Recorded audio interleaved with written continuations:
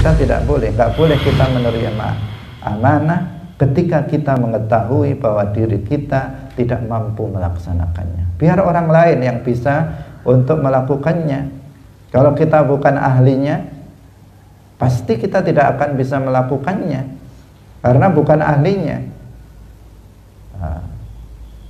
Seseorang itu kan memiliki keahlian masing-masing. Keahlian masing-masing. Misalnya orang itu tidak mampu untuk mengurus masjid. Gimana mengurus masjid? Dia aja nggak paham tentang apa ahkamul masajid. Bagaimana hukum-hukum terkait masjid. Kalau dia nggak paham tentang itu, bagaimana dia akan menunaikan dia sebagai pengurus masjid misalnya.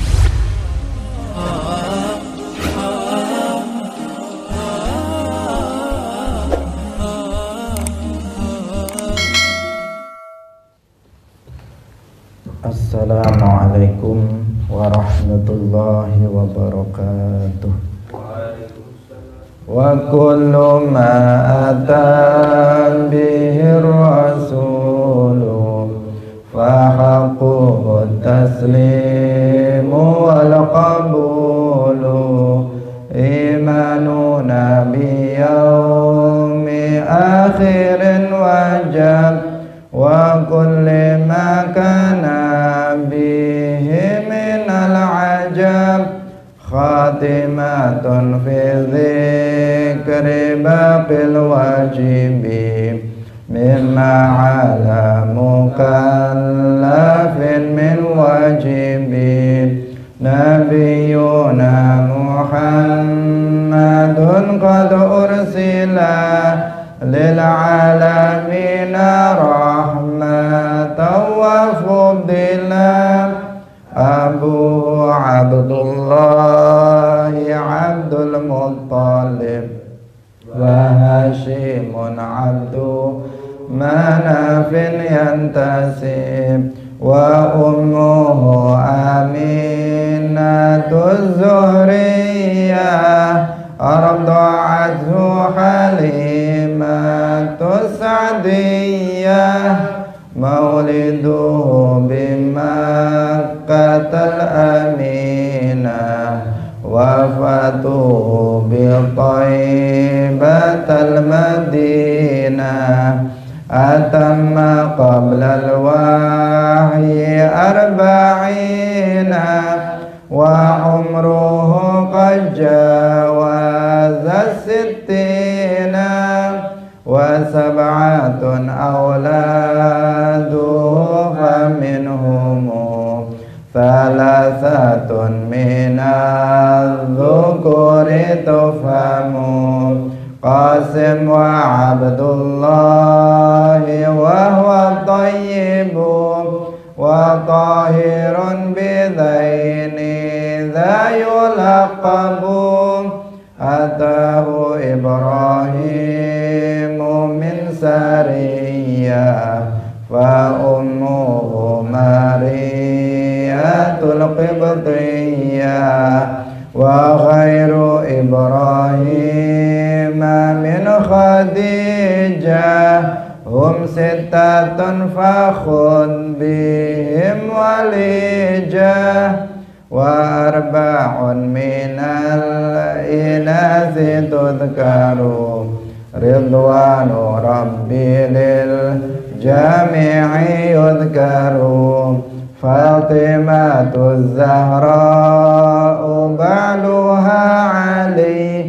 wabnahuma sibtani fadluhum jali Fazainabun wa ba'daha Ruqayyah wa ummu kulthumin zakat radiyah an tis'in iswatin wafatul mustafa khairna fakhtarna nabiyal muqtafa Aisyatun wa Hafsatun wa Saudah Safiyatun Maimunatun wa Ramlah Hindun wa Zainabun Kata Juwairiyah lil mu'minina ummahatum mardiyah. Hamzatu ammuhu wa Abbasun kadha ammatuhu Safiyatun dhatu ihtidha. Wa qabla hijratin nabiyil isra min Makkatin laylan li Qudsin yudra.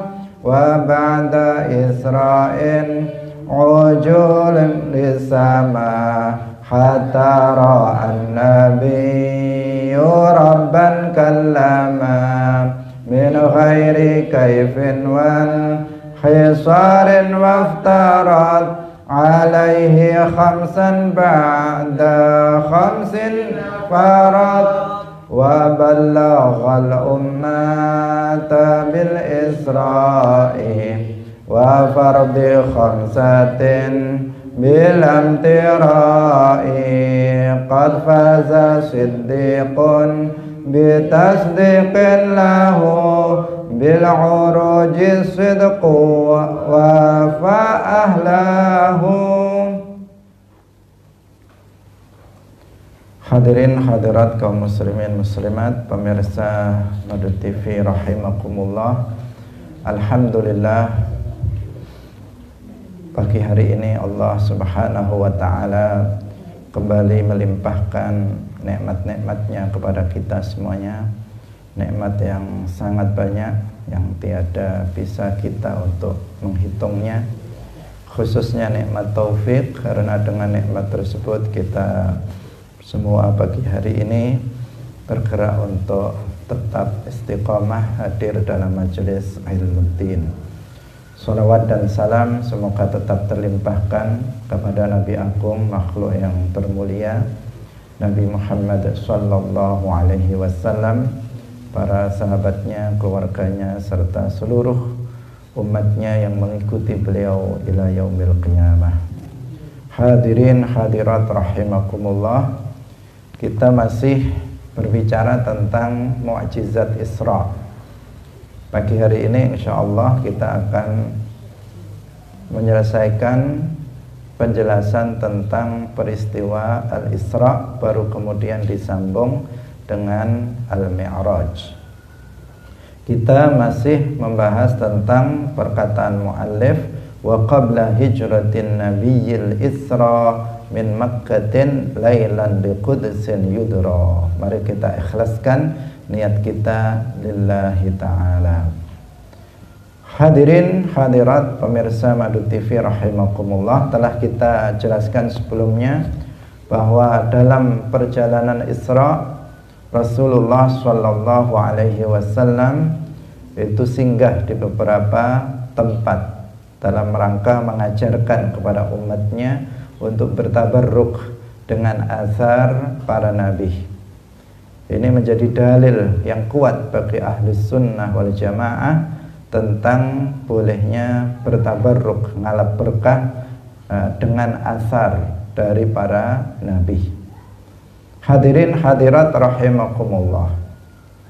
Kemudian yang perlu disampaikan di sini bahwa tujuan daripada Isra, kita masih bicara tentang tujuan daripada Isra.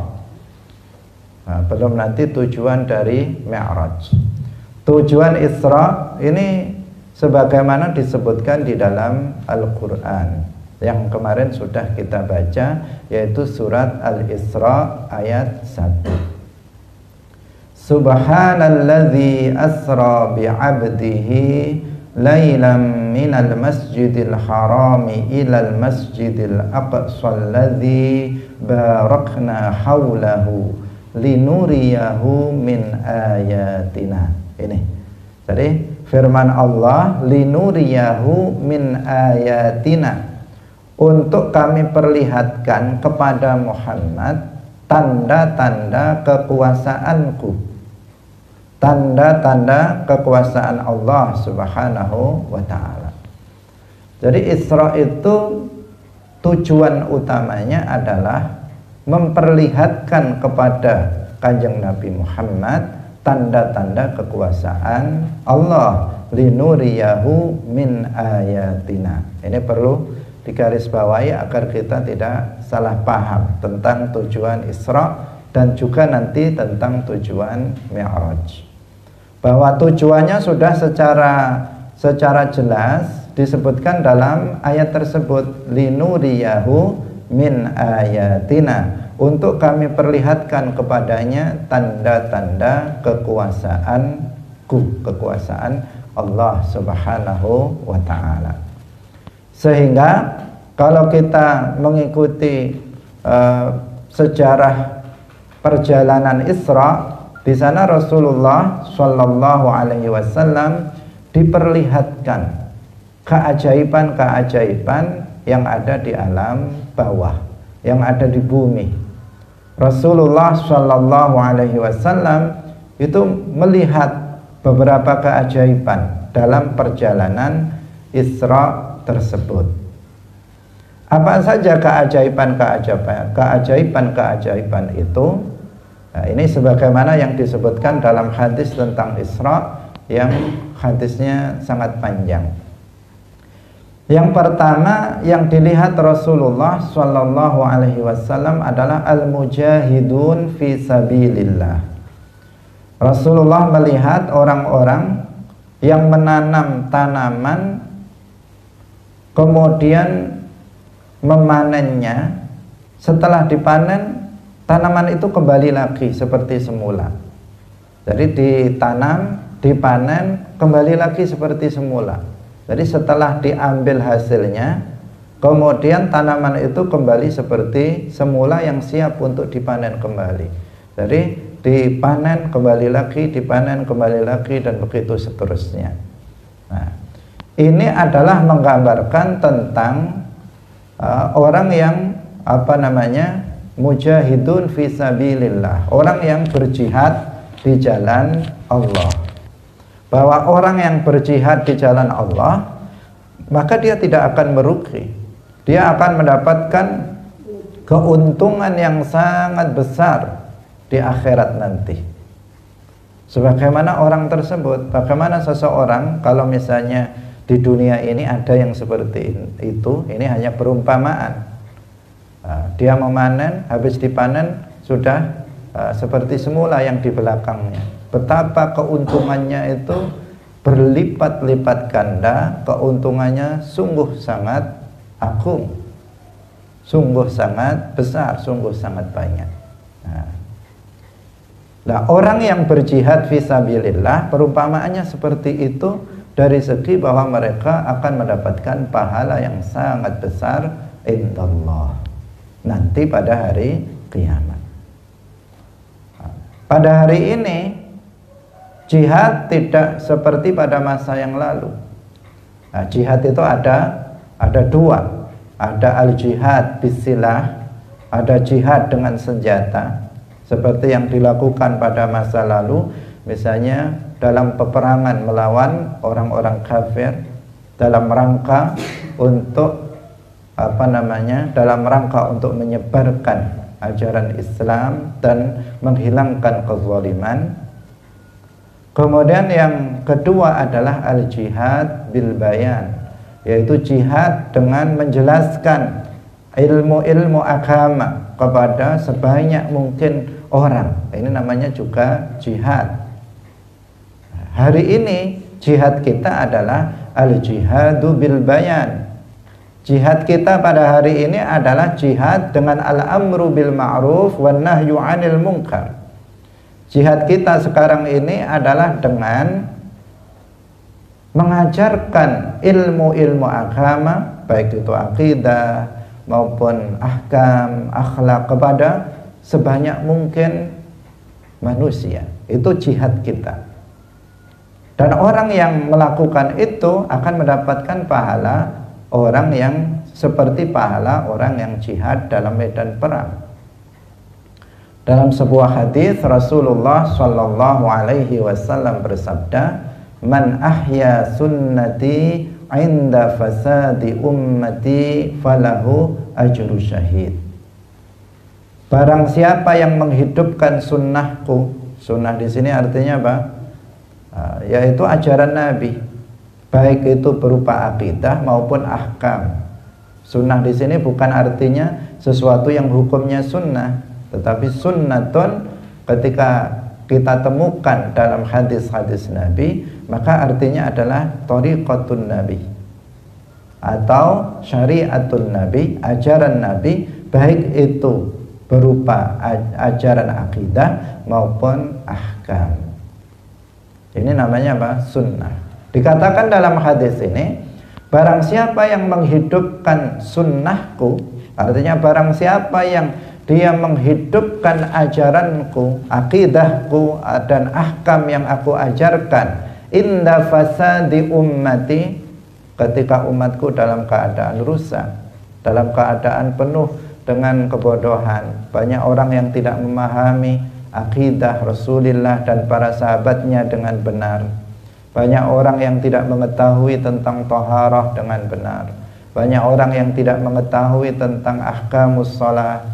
Di saat seperti itu, seperti pada zaman kita sekarang ini, kok ada seseorang yang kemudian siap untuk tampil menjelaskan ajaran-ajaran Rasulullah di tengah umat yang sedang rusak seperti itu karena kebodohan yang menyebar, maka falahu ajru syahid, dia akan mendapatkan pahala orang yang mati syahid. Dia akan masuk surga, dan di dalam surga dia akan mendapatkan 100 derajat yang antara dia akan mendapatkan 100 derajat di dalam surga nanti. Hadirin hadirat yang dirahmati oleh Allah Subhanahu wa ta'ala, ini gambaran yang dilihat oleh Nabi tentang al-mujahidun fi sabilillah dalam perjalanan Isra. Kemudian berikutnya Rasulullah Shallallahu Alaihi Wasallam melihat ada orang yang kepalanya itu dipecah, dipecah dengan batu yang besar. Jadi kepalanya dipecahkan dengan batu yang besar. Tetapi ketika kepalanya itu retak dan pecah, kepala itu kemudian kembali seperti semula. Kepalanya kembali seperti semula, dipecahkan lagi kembali seperti semula, sehingga Jibril alaihissalam kemudian menjelaskan kepada Nabi bahwa mereka itu adalah orang yang berat kepalanya untuk melaksanakan sholat. Artinya orang ini adalah gambaran dari orang-orang yang enggan untuk melaksanakan sholat. Padahal kita tahu bahwa sholat adalah kewajiban yang paling utama setelah iman kepada Allah dan Rasulnya. Pertama kali nanti pada hari kiamat yang akan dihisab adalah sholat. Yang akan dihisab nanti adalah sholat. Jika sholat seseorang itu baik, maka yang lainnya akan menjadi baik. Demikian juga sebaliknya, jika sholatnya buruk, maka yang lainnya juga akan menjadi buruk. Karena sholat ini menjadi parameter, menjadi ukuran bagi seseorang, sehingga sholat ini yang pertama kali nanti dihisab. Jadi sholat adalah kewajiban yang paling utama setelah iman. Iman adalah kewajiban yang pertama secara mutlak, afdalul a'mal secara mutlak. Ketika Rasulullah ditanya tentang afdalul a'mal, beliau mengatakan imanun billahi wa rasulih. Amal yang paling utama adalah iman kepada Allah dan Rasulnya. Setelah itu apa? Setelah itu adalah sholat 5 waktu. Maka sholat 5 waktu ini tidak boleh kita untuk meninggalkannya. Rasulullah melihat gambaran orang yang suka meninggalkan sholat, yang malas dalam melaksanakan sholat, dilihat gambarannya seperti orang yang dipecahkan kepalanya, balik lagi seperti semula, dipecahkan lagi kembali seperti semula, dan begitu seterusnya. Hadirin hadirat kaum muslimin muslimat rahimakumullah. Kemudian yang berikutnya, Rasulullah melihat ada orang-orang yang banyak yang mereka yang mereka hampir-hampir telanjang karena mereka hanya menutupi auratnya dengan secarik kain yang kecil. Mereka seperti binatang. Mereka berkeliaran menyebar seperti binatang. Seperti binatang ternak, tidak berpakaian, hanya secarik kain saja yang ada yang menutup pada aurat mereka. Kemudian Jibril menjelaskan, haula alladzina la yu'adduna zakah. Mereka adalah gambaran dari orang-orang yang tidak mau menunaikan zakat. Dia memiliki harta zakawi, harta yang memungkinkan atau yang wajib dikeluarkan zakatnya, sudah memenuhi syarat-syarat ketentuan-ketentuan wajib zakat dan memungkinkan dia untuk mengeluarkan zakat, tetapi dia tidak mau mengeluarkannya. Maka gambarannya adalah seperti itu. Digambarkan seperti orang-orang yang mereka semi telanjang, hanya menutupi dengan auratnya dengan secarik kain dan menyebar seperti halnya binatang ternak. Yang berikutnya, Rasulullah Shallallahu Alaihi Wasallam melihat ada kaum yang mereka ini memakan daging mentah dan busuk. Jadi ada daging mentah busuk dia makan. Tetapi di sisi lain ada daging yang matang, yang lezat, yang enak, yang bagus, tetapi justru tidak dimakan. Jadi di situ ada daging mentah yang busuk dibuat rebutan. Sementara ada di sisi lainnya ada daging yang sudah masak, sudah matang, lezat, enak, bagus, masih bagus, itu ditinggalkan. Malaikat Jibril alaihissalam menjelaskan, haula az-zunat. Mereka adalah gambaran dari para pelaku zina. Mereka adalah gambaran dari orang-orang yang suka untuk melakukan zina. Hadirin hadirat rahimakumullah. Yang berikutnya, Rasulullah Shallallahu Alaihi Wasallam melihat ada seseorang dalam perjalanan Isra itu, dia mengumpulkan kayu bakar, dikumpulkan kayu bakar, kemudian diikat. Diikat. Setelah diikat, karena ikatannya terlalu besar, kemudian dia mengangkatnya nggak bisa. Ketika dia mengangkatnya, dia jatuh nggak bisa. Tetapi ketika jatuh itu malah ditambah lagi, kayunya ditambah lagi, kemudian diikat lagi, diangkat, ya nggak bisa. Sudah tahu bukan dikurangi. Kalau kita kan semestinya kalau ngangkat kayu bakar misalnya, kok nggak kuat, kan dikurangi, diganti dengan dikurangi agar kita bisa kuat mengangkatnya. Itu enggak. Ada orang mengumpulkan kayu bakar, diikat, diangkat nggak kuat, malah ditambahi lagi. Malaikat Jibril alaihissalam menjelaskan bahwa itu adalah gambaran orang yang memiliki amanah, dia tidak melaksanakannya, tetapi dia masih minta amanah yang lain. Seseorang itu ketika diberikan amanah, kepercayaan oleh orang lain, dia harus melihat keadaan dirinya, apakah dia mampu untuk menunaikan amanah itu atau tidak. Seseorang termasuk amanah jabatan, apakah jabatan kecil-kecilan atau jabatan sampai besar. Misalnya diberikan amanah presiden, diberikan amanah sebagai menteri, gubernur, bupati, itu adalah amanah. Diminta menjadi pengurus takmir masjid, diminta untuk menjadi pengurus panti asuhan misalnya, itu adalah semuanya adalah amanah. Seseorang harus melihat, saya mampu nggak ini melakukannya, mengerjakan amanah ini. Jika kita mampu, kita boleh untuk mengambilnya. Artinya kita boleh untuk menerima amanah itu. Tetapi kalau kita tidak mampu, maka jangan menerima amanah itu. Tolak, saya nggak mampu untuk melakukan itu. Jabatan saya terlalu banyak, saya jadi ini terlalu banyak, nggak ada yang dikerjakan. Nggak ada yang dikerjakan. Nah, ini gambarannya seperti orang yang cari kayu bakar tadi. Nah, sudah nggak kuat ditambahi lagi. Dia sudah punya dapat amanah yang diberikannya kepada dia itu banyak, yang satu tidak bisa dijalankan, diberi amanah diterima lagi. Akhirnya apa? Semuanya terbengkalai. Nah, ini yang orang seperti ini yang akan membuat kerusakan. Semuanya menjadi terbengkalai, tidak berjalan. Setiap diberi amanah, siap. Dia mengatakan seperti itu, siap. Nah, seperti semangat, tapi setelah itu nggak dilakukan, nggak dilaksanakan amanahnya. Nah, nggak ada selain kata siap. Nah, tetapi apa? Nah, ternyata kosong, nggak berbuat apa-apa.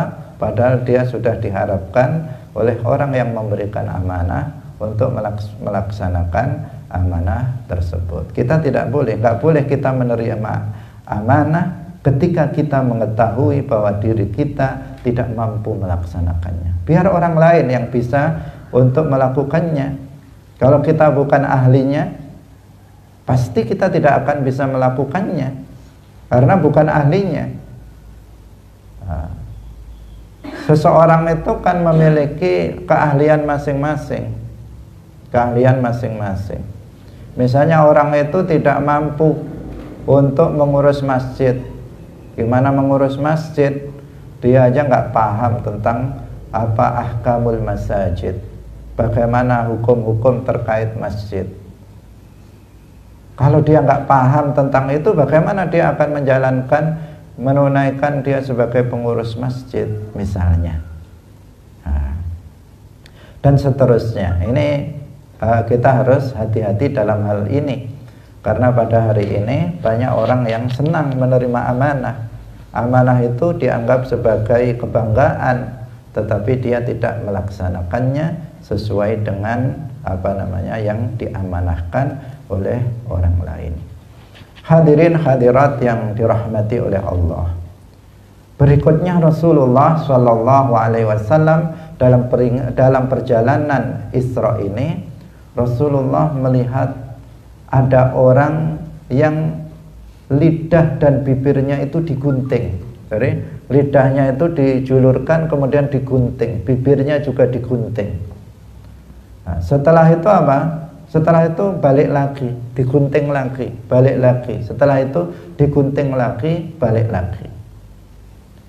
Jibril alaihissalam mengatakan, haula khutabaul fitnah. Nah, haula khutabaul fitnah. Mereka itu adalah penceramah-penceramah pembawa fitnah. Nah, harus waspada, pada hari ini banyak sekali penceramah-penceramah yang bukan dia mengajarkan kebaikan, tetapi justru dia mengajarkan keburukan-keburukan. Bukan mengajarkan, menunjukkan jalan hidayah, tetapi justru dia menunjukkan jalan kesesatan. Karena apa? Karena dia ceramah modalnya apa? Modalnya cuma bisa ngomong aja. Orang berceramah itu modalnya apa? Ilmu. Harus dia punya ilmu untuk disampaikan kepada orang lain. Ilmunya harus ilmunya dia harus ada. Kalau ilmunya nggak ada, tapi pintar ngomong, ya cuma ruwet aja, dia akan menyampaikan sesuatu berdasarkan akalnya, akan menyampaikan sesuatu berdasarkan hawa nafsunya, maka akan merusak agama ini. Itu yang terjadi pada saat ini. Orang nggak pernah ngaji, orang nggak pernah mondok, memang tidak disyaratkan untuk mondok, tetapi seseorang disyaratkan untuk ngaji, untuk berilmu. Karena ilmu itu hanya didapat dengan ta'allum. Ayyuhan nas ta'allamu fa innamal ilmu bitta'allum. Wahai manusia, belajarlah kalian. Ilmu itu hanya bisa dipelajari, diambil dengan belajar. Belajar kepada ahlinya yang thiqah, yang terpercaya, yang bersanad sampai kepada Rasulullah Sallallahu Alaihi Wasallam. Nah, kalau kemudian seseorang nggak pernah ngaji, kemudian dia tiba-tiba mendadak jadi ustadz, mendadak jadi penceramah, nah ini akan merusak. Kemarin jadi preman, sekarang jadi ustadz dalam waktu yang singkat. Memang ya nggak masalah kalau memang dia sudah belajar. Nah, banyak yang seperti itu. Kemarin artis baru tobat 2 hari 3 hari kemudian ceramah. Yang diceramahkan gak jelas apa yang diceramahkan. Nah, yang seperti ini yang akan merusak, pembawa fitnah. Nah, pembawa fitnah saja di dalam agama. Nah, jadi dia harus berilmu. Untuk menjadi seorang penceramah, dia harus berilmu dulu.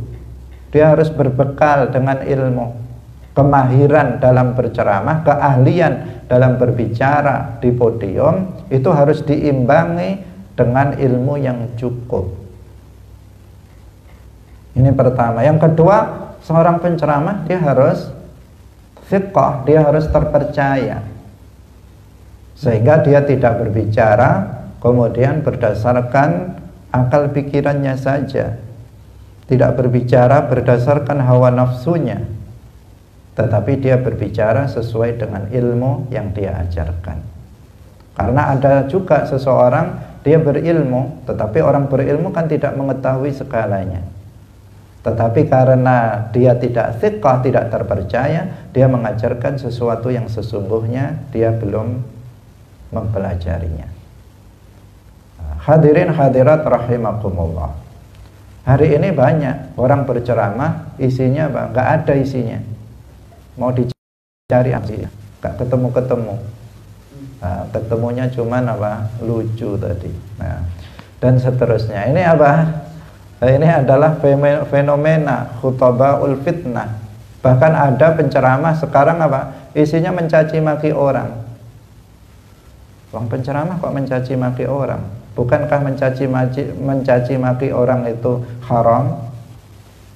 Ada orang ceramah ngerasani orang isinya. Apakah dia tidak tahu kalau ghibah itu diharamkan dalam agama? Nah, yang seperti ini. Ada orang ceramah isinya menceritakan berita hoax. Nah, jadi berita hoax yang dia nggak tahu asal usulnya, hanya didapat dari grup WA atau dari Facebook, kemudian dijadikan bahan ceramah. Ini orang apa ini seperti ini? Penceramah kok seperti itu? Ceramah itu harus jelas sumbernya dari Al-Quran, hadis, dari kitab para ulama. Kan semestinya seperti ini. Ini bahan ceramahnya dari grup WA yang nggak jelas status berita itu hoax atau tidak. Bahkan terkadang itu sudah jelas-jelas hoax. Disampaikan. Ceramah isinya apa? Isinya untuk memecah belah, untuk menebarkan kebencian di antara umat Islam, di antara manusia. Hal ini adalah fenomena yang terjadi saat ini. Ceramah isinya mengajak orang untuk benci kepada pemerintah, untuk benci kepada pemimpin. Nah, hal-hal yang seperti ini terjadi saat ini. Penceramah pembawa fitnah. Semestinya kita sampaikan ilmu agama sesuai dengan Al-Quran, sesuai dengan hadis, sesuai dengan penjelasan dari para ulama. Itu yang harus disampaikan, bukan justru menebarkan fitnah di tengah umat. Nah, lebih berbahaya lagi orang-orang yang berceramah, dia membaca Al-Quran, membaca hadis, tetapi dia menyelewengkan makna Al-Quran dan hadis. Seperti para penceramah dari kelompok-kelompok di luar Ahlus Sunnah wal Jamaah. Mereka para penceramah yang mengajarkan ajaran tasbih dan tajsim. Mereka menyerupakan Allah dengan makhluknya, disampaikan kepada umat ajaran yang sesat dan menyesatkan. Mereka menyampaikan ajaran qadariyah seperti ajaran yang disampaikan oleh sebagian penceramah dari Hizbut Tahrir dan sebagainya. Menyampaikan ajaran-ajaran yang itu bertolak belakang dengan Al-Quran dan hadis. Ketika didengar sepertinya qala Allah Ta'ala, qala Rasulullah, ayatnya nggak salah, tapi penafsirannya, pemahamannya yang menyimpang dari pemahaman para ulama. Ini sekarang juga banyak sekali. Karena itu kita harus waspada. Kita harus waspada. Kalau kita ngaji di medsos, di media sosial, di Facebook, di YouTube dan sebagainya, pastikan bahwa kita telah mengenal siapa itu.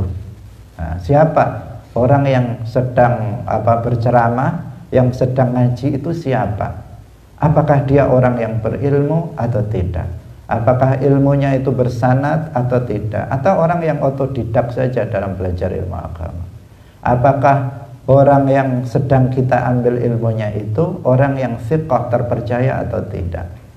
Ini semuanya harus diketahui, baru seseorang kemudian belajar kepadanya. Sebelum tahu itu jangan, karena ini akan membahayakan. Jangan sekedar menyebut, oh ini ustadz sunnah, ustadz ke ustadz sunnah. Sekarang kan ada sebutan ustadz sunnah. Jadi jangan sekedar nama, berbalik dari covernya, dari penampilannya, kemudian seseorang tertipu.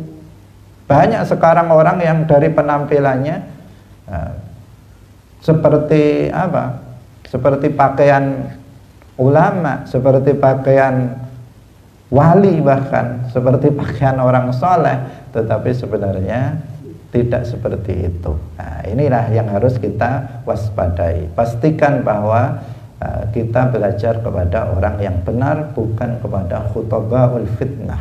Ini akan sangat membahayakan kehidupan kita di dunia dan juga di akhirat. Sekarang banyak orang yang termakan hoax, para orang-orang gadungan ini yang mengaku sebagai dai, sebagai ustadz, tetapi mereka gadungan karena tidak jelas riwayat belajarnya agama dia.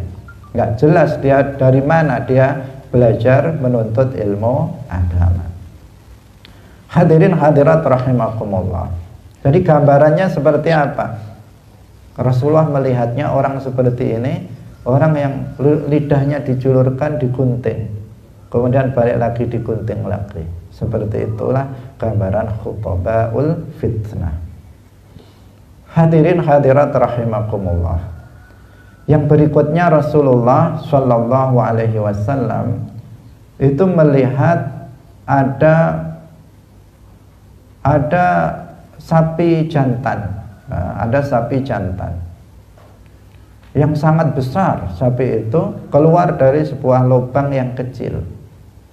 Dia besar badannya, tapi dia bisa keluar dari lubang yang kecil. Tapi kemudian dia mau balik lagi masuk ke lubang itu nggak bisa lagi, nggak bisa lagi. Keluarnya bisa, masuknya nggak bisa. Kembalinya lagi tidak bisa.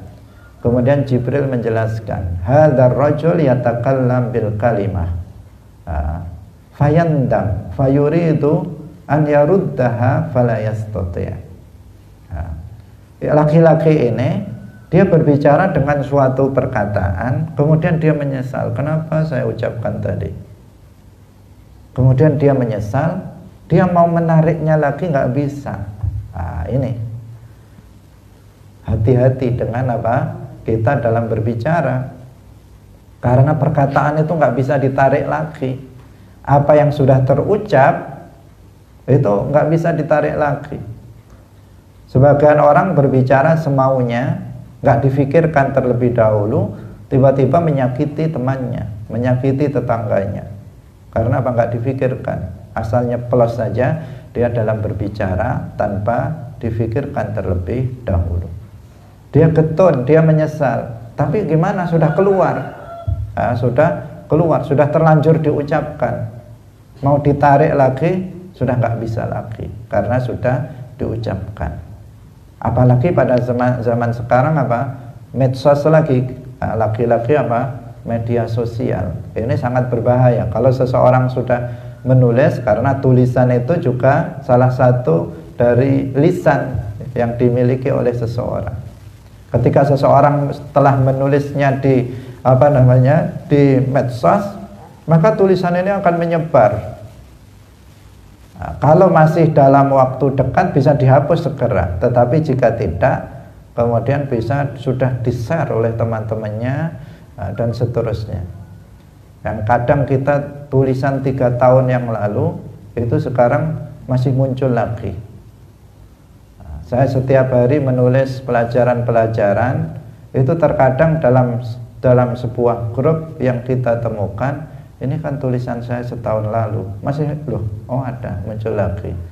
Kalau kebaikan, alhamdulillah, berarti menyebar. Tapi kalau ternyata itu berupa keburukan, bagaimana jika menyebarnya tidak terkendali seperti itu? Nah, karena itu kita harus berhati-hati dalam berbicara. Man kana yu'minu billahi wal yaumil akhir falyaqul khairan aw liyasmut. Barang siapa yang beriman kepada Allah dan hari akhir, maka hendaknya dia berkata yang buruk atau diam. Pilihannya cuma 2, berkata yang buruk, berkata yang baik atau diam. Kalau nggak bisa berkata baik, diamlah. Jika tidak bisa berkata baik, maka diamlah agar kamu selamat. Sebagian masyayikh, di antaranya Syekh Abdullah Al-Harari rahimahullah, beliau mengatakan, alaika bituli samti ya sahibal hija litaslama fid dunya wa yaumil qiyamah. Alaika bituli samti ya sahibal hija, wahai orang yang berakal, perbanyaklah diam. Perbanyaklah diam, orang yang berakal. Kalau kita merasa sebagai orang yang berakal, maka kita dituju oleh syekh ini. Kecuali kalau kita merasa bukan orang yang berakal. Kita orang yang berakal, kita semuanya diberi nasihat oleh beliau. Alaika bituli samti ya sahibal hija, perbanyaklah diam, wahai orang yang berakal. Litaslama fid dunya wa yaumil qiyamah, agar kamu selamat di dunia ini dan di hari kiamat nanti. Karena kebanyakan kesalahan manusia bersumber dari lisan. Nah, jika seseorang banyak bicara, maka dia akan banyak melakukan kesalahan, dan itu akan membuat seseorang celaka di dunia dan juga celaka di akhirat. Betapa banyak orang yang dibunuh karena salah ucap. Betapa banyak orang yang kemudian disakiti, disantet oleh orang lain, bahkan itu gara-gara lisannya. Betapa banyak orang yang tidak bertegur sapa dengan tetangganya, tidak bertegur sapa dengan saudara kandungnya, bahkan tidak bertegur sapa dengan orang tuanya, gara-gara lisannya yang tidak bisa dia kendalikan. Nah, karena itulah maka hati-hati dengan lisan itu. Berkatalah yang baik atau diam. Hadirin hadirat rahimakumullah. Yang berikutnya, Rasulullah Shallallahu Alaihi Wasallam melihat iblis. Rasulullah melihat iblis. Ketika Rasulullah berjalan, tiba-tiba ada seseorang itu yang manggil-manggil Nabi. Dia minggir dari jalan Rasulullah, tapi dia manggil-manggil Rasulullah Shallallahu Alaihi Wasallam yang lewat. Kemudian malaikat Jibril mengatakan bahwa itu adalah iblis. Iblis laknatullah. Iblis itu minal jinni. Iblis itu adalah berasal dari jin. Dia bukan malaikat, tetapi jin. Sebagaimana disebutkan dalam Al-Quran, kana minal jinni fafassaqa an amri rabbih.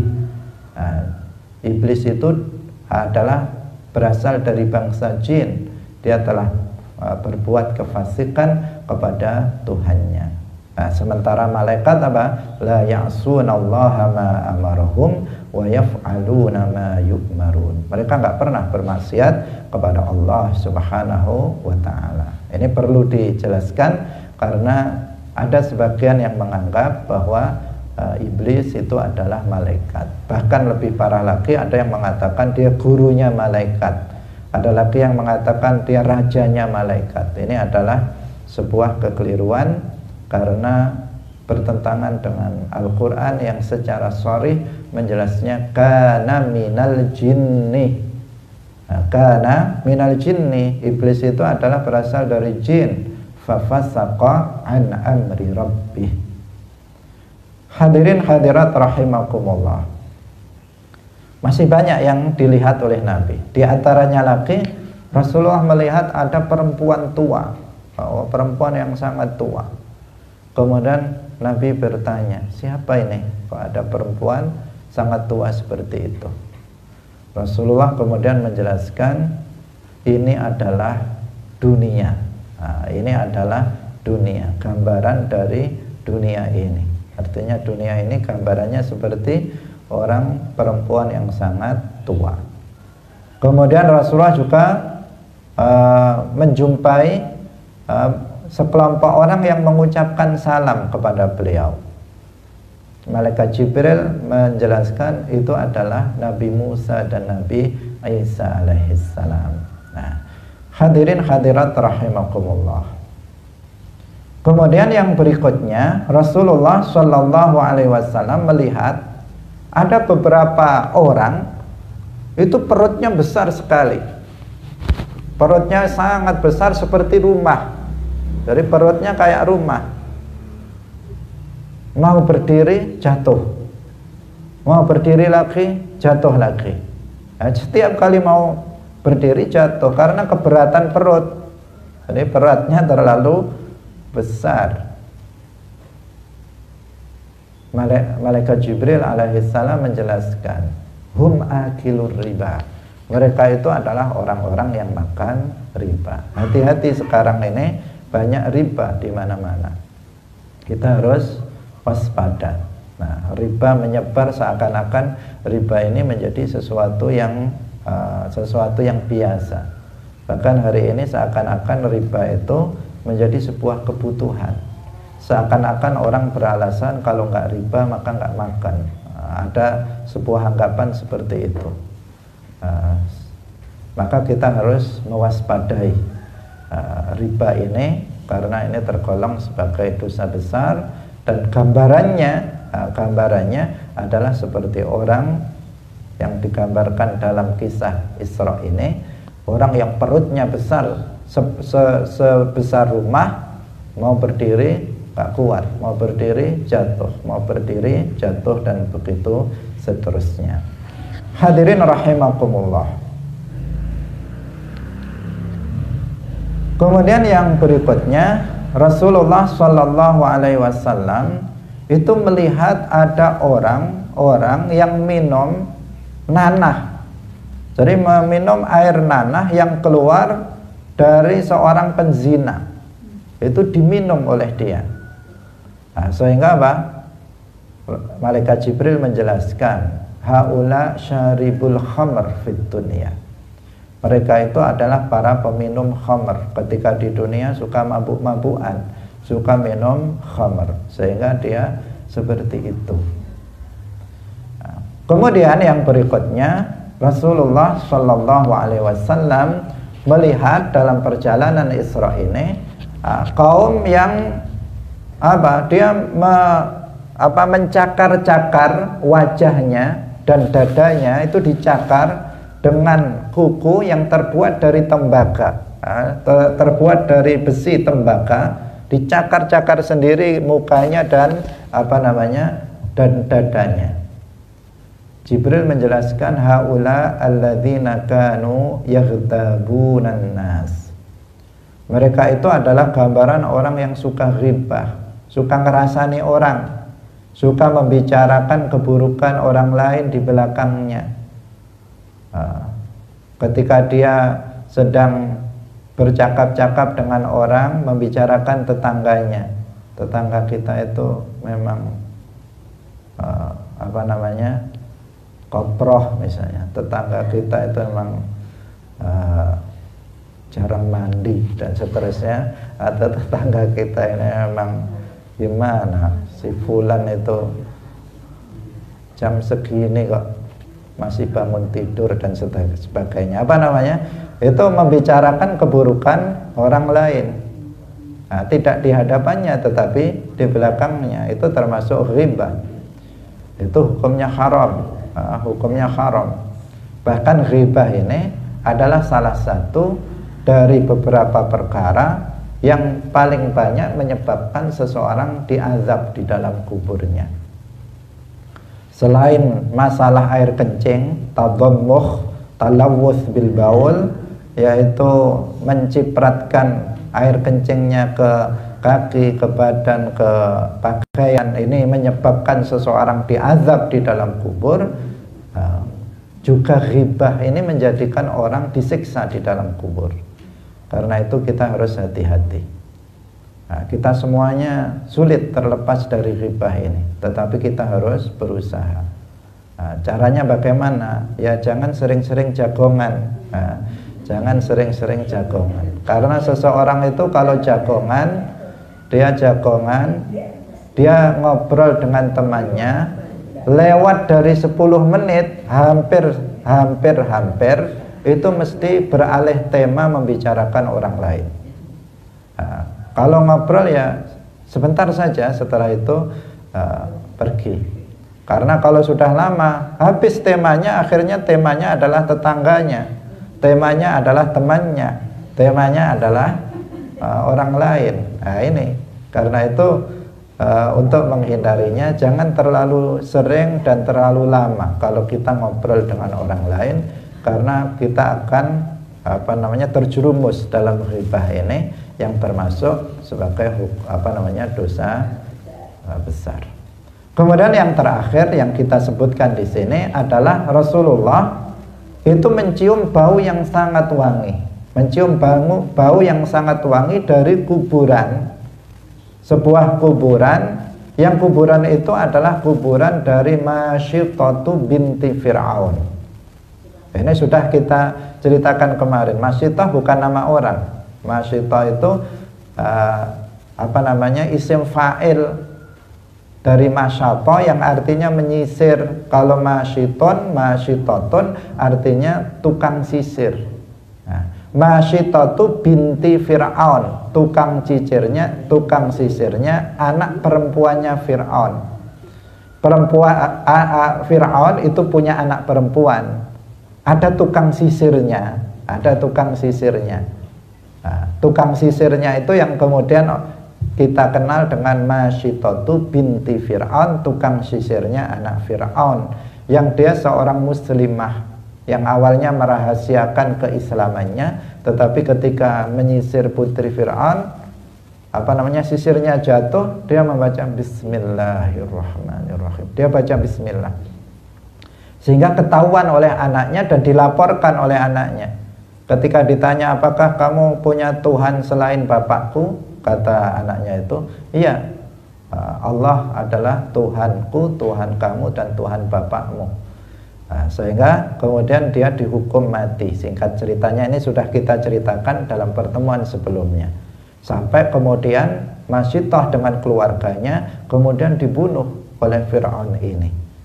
Tetapi sebelumnya dia ada permintaan, yaitu agar setelah mati tulang-tulang mereka satu keluarga itu dikumpulkan dan dikuburkan. Itu permintaan dari Masyitatu binti Fir'aun. Akhirnya itu dilakukan, permintaan itu diberikan dan dikuburkan Masyitah dan keluarganya. Dari kuburan ini ketika Rasulullah lewat, Rasulullah mencium bau yang sangat wangi.